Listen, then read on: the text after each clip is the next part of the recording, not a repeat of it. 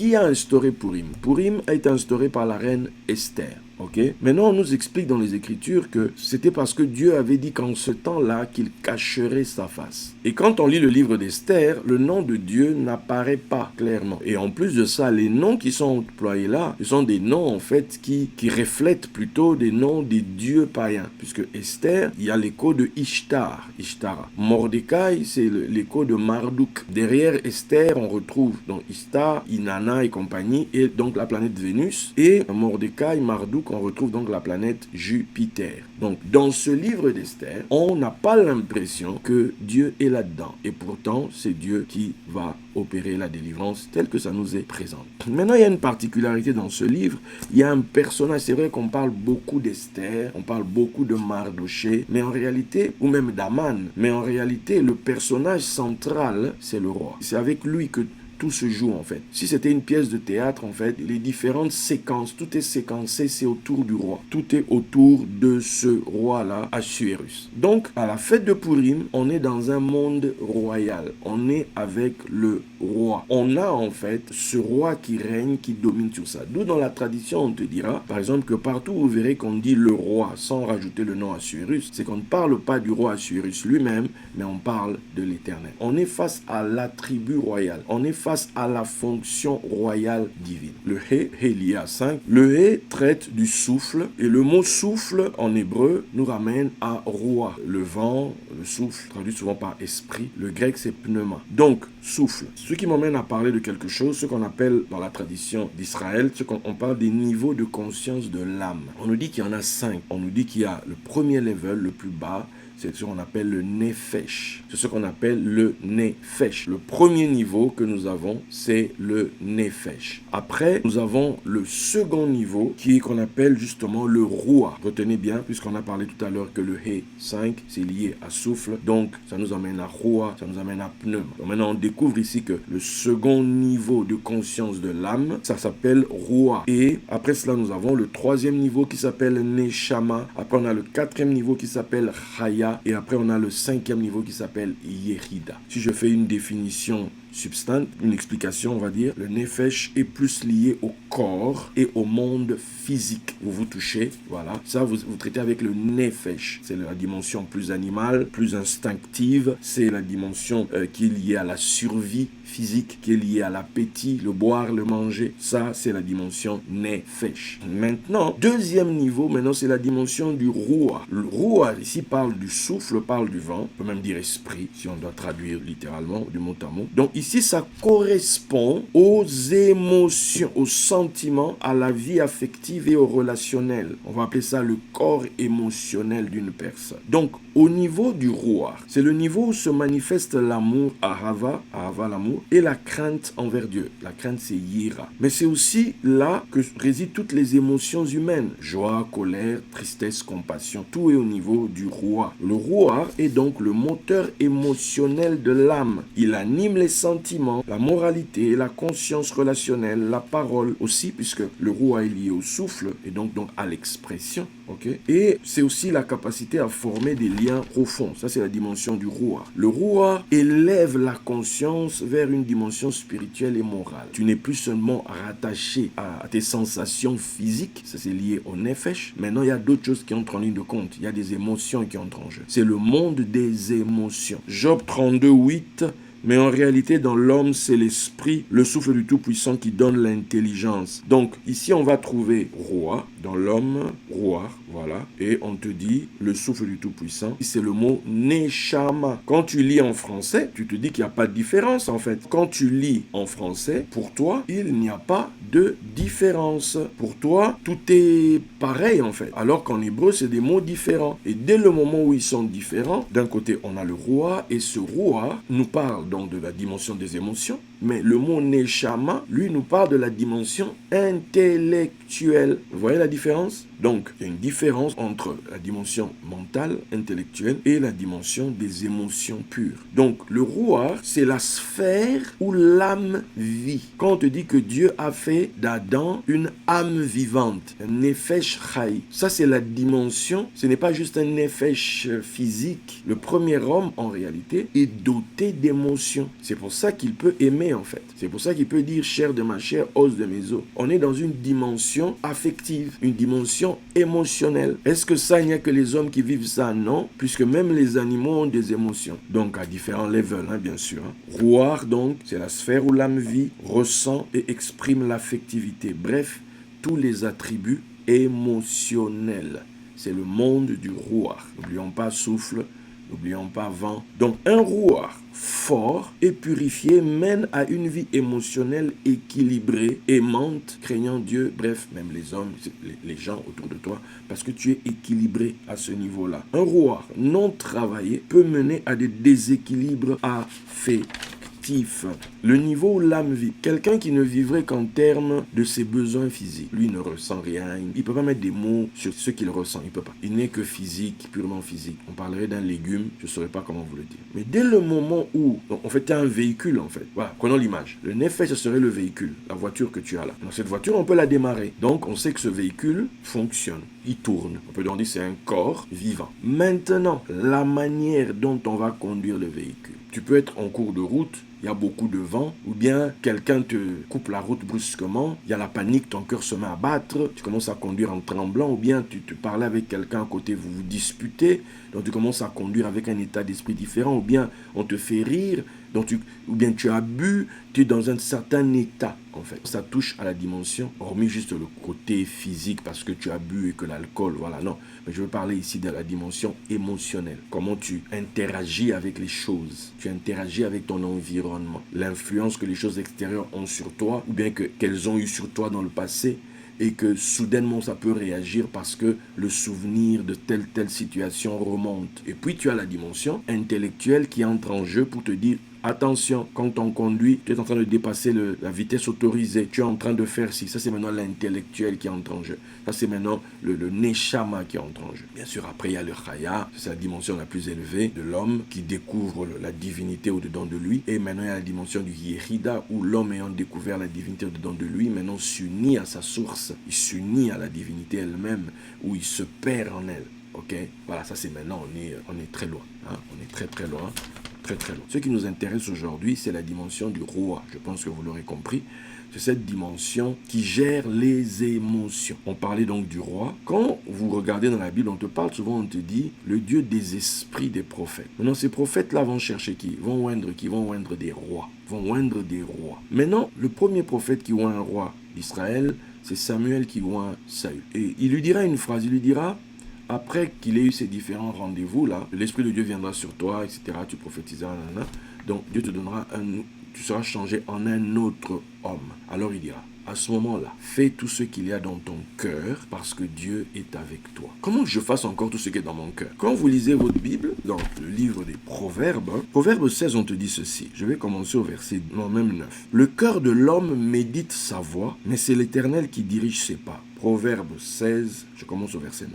Des oracles sont sur les lèvres du roi, sa bouche ne doit pas être infidèle quand il juge. Le poids et la balance juste sont à l'Éternel, tous les poids du sac sont son eau. Les rois ont horreur de faire le mal, car c'est par la justice que le trône s'afferme. Les lèvres justes gagnent la faveur des rois, et ils aiment celui qui parle. Tu vois, les rois aiment. Les lèvres justes gagnent la faveur des rois, et ils aiment celui qui parle avec droiture. Verset 14. La fureur du roi est un messager de mort, et un homme sage doit l'apaiser. La sérénité du visage du roi donne la vie, et sa faveur est comme une pluie du printemps. En fait, quand tu regardes le livre d'Esther, tu vas donc voir que l'histoire commence dans un couple royal. Déjà, il y a une fête. À un moment donné, je sais pas, il y a une discussion entre les mecs là-bas et il faut que Vasti vienne. On connaît le codage de ça, ok? Mais je vous donne le sens littéral. Donc, les mecs sont entre eux, ils ont dû parier je ne sais quoi et qu'au final, c'est qui la plus belle? Le roi dit c'est la mienne, je vais vous le prouver. Faites venir Vasti. Imaginez des hommes qui sont dans un coin en train de boire.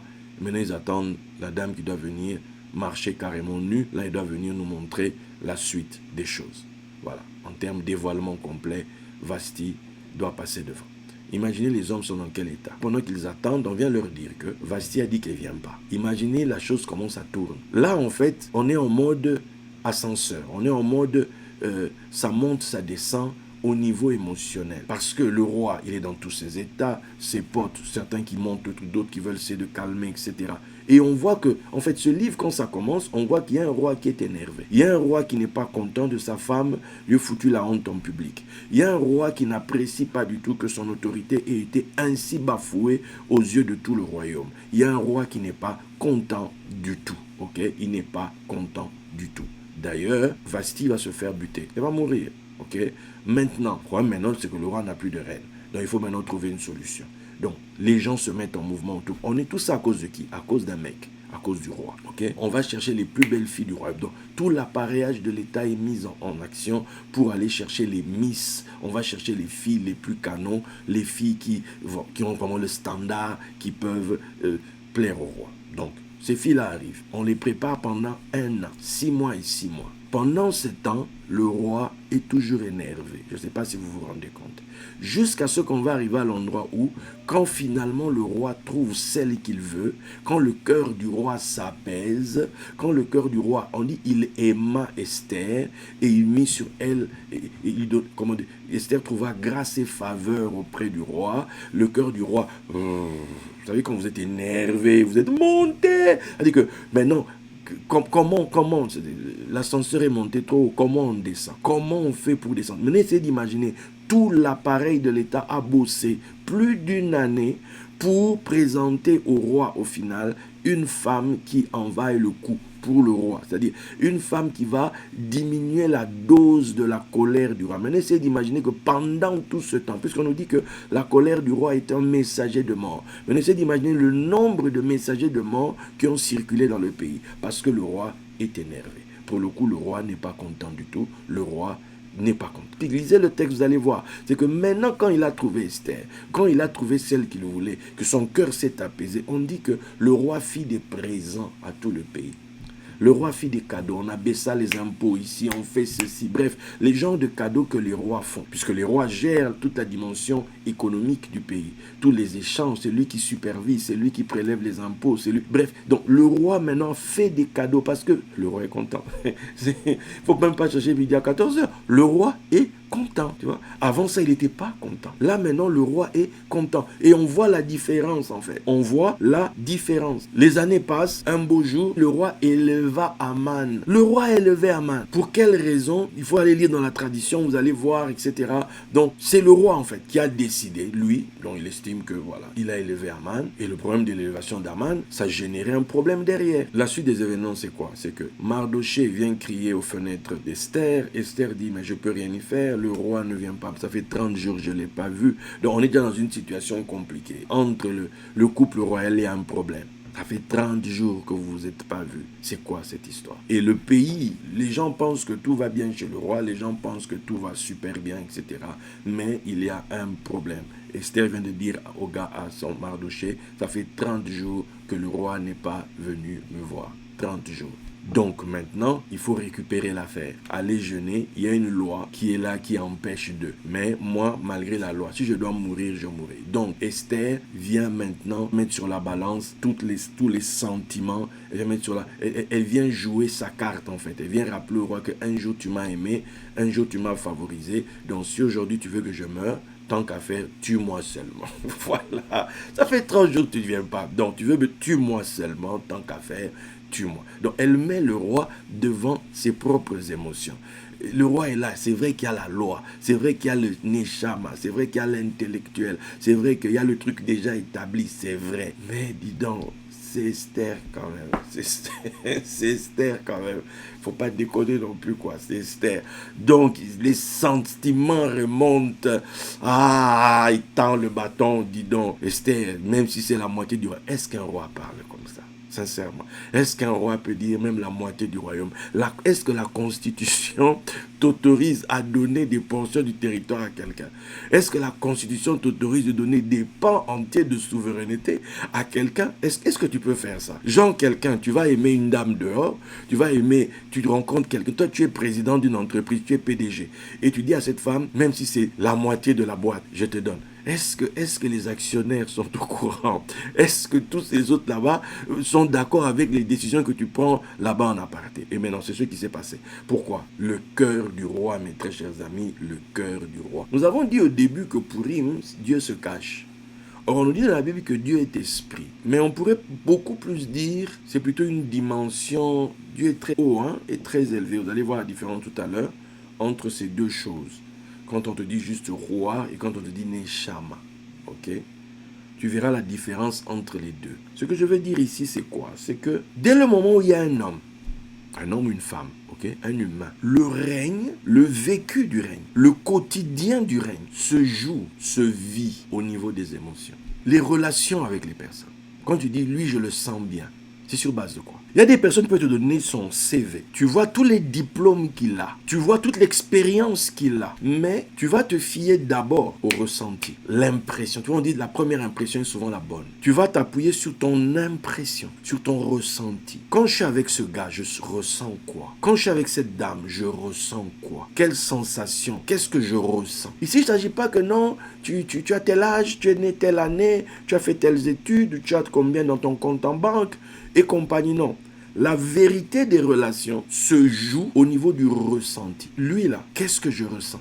Elle là, qu'est-ce que je ressens? Et c'est là que souvent les décisions se prennent. Des grandes décisions. Pourquoi on te dit par exemple, ne vous mettez pas en colère? Maîtrisez-vous. Pourquoi? Parce que ce sont des émotions. Ce sont des émotions. Si tu ne sais pas gérer tes émotions, cette fameuse image de celui qui est sur le cheval et qui tient les rênes. Retenez ça. Tes émotions, en fait. Tes émotions. Parce que c'est là que les choses se jouent. Et Dieu souvent se cache derrière le voile de nos émotions. Quand Samson aima la fille philistine, les intellectuels ont dit, il se perd. Notre loi dit ça. Comment il peut aller aimer une philistine? Comment peut-il faire ça? Et là, on nous dit, tous ne savaient pas que c'était l'Éternel qui était derrière. Parce que c'était le chemin par lequel Dieu avait prévu d'aller pour frapper les Philistins. Donc, Dieu peut passer. Dieu peut, pour le coup, s'emparer du gouvernail de nos cœurs. D'ailleurs, on nous le dit, le cœur du roi est dans la main de l'Éternel, comme un courant d'eau. Il incline là où il veut. Donc, quand tu entends ici le cœur du roi, je veux que tu intègres les émotions.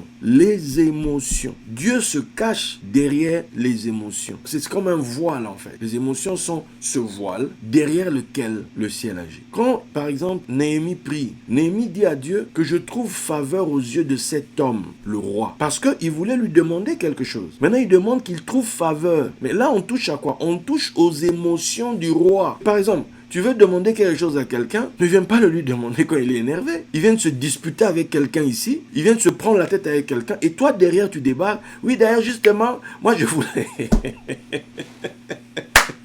Mais ça va pas. Ça va pas, en fait. C'est pas partout qu'on demande. C'est pas partout qu'on vient apporter des doléances. Dans l'une des lois de la demande, tu dois comprendre le contexte. Tu dois te demander, est-ce que le contexte est favorable? Tu dois ressentir le cœur de la personne. Vous imaginez un père, il est là, partagé entre ses deux enfants, il doit bénir l'aîné, parce que pour lui c'est comme ça, c'est l'aîné, etc., etc. Mais pour le bénir, il faut que son cœur soit en joie. En fait, si ses émotions ne se mettent pas en mouvement, rien n'arrive. Vous connaissez le fameux principe. Là où vont les émotions, va l'énergie. Là où vont les émotions, là va l'énergie. Ça nous fait donc penser à cette image du cheval blanc qui sort du ciel avec quelqu'un qui le monte. Donc le cheval blanc ne va pas là où il veut. Le cheval blanc est maîtrisé. Ce sont donc des émotions purifiées. Émotions maintenant maîtrisées. Maintenant, là où va l'émotion, l'énergie suit. L'armée qui est derrière suit. Vous voyez l'image? Là où tes émotions vont, c'est là que ton énergie va. Si tu te laisses être bouffé par des émotions sauvages, par des émotions, des choses du passé, des choses que tu as peut-être vécues et compagnie, toute ton énergie va aller se mobiliser dans ton passé.